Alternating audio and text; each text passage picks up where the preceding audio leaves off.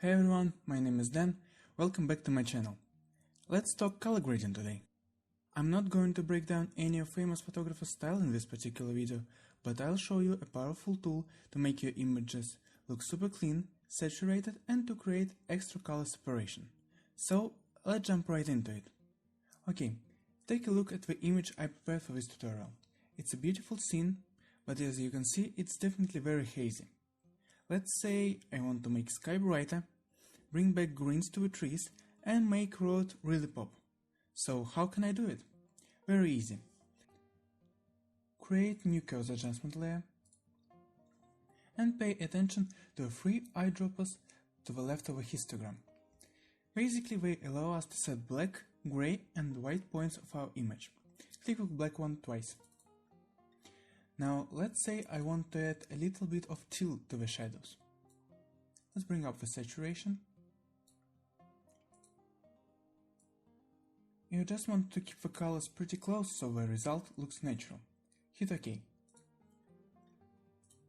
Now make sure that the sample size is set to 3x3 or 5x5, so you don't accidentally sample from noise.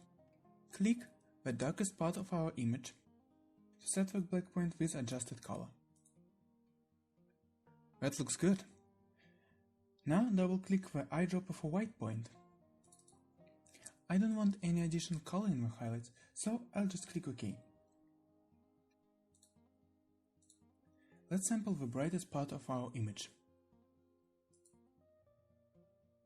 Take a look at that. Isn't that amazing? In just a few simple clicks, we went from this into this. I really like that. I've got another example prepared for you. It doesn't really need that much of correction, but let's say I want this image to have a popular teal and orange look. Create new curves adjustment layer and click the black eyedropper twice. The color code for teal is 008080. Let's slow down the brightness.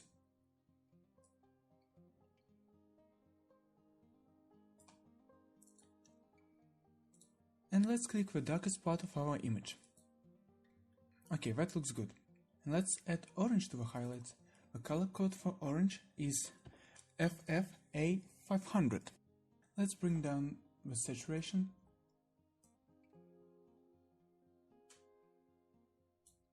And hit OK.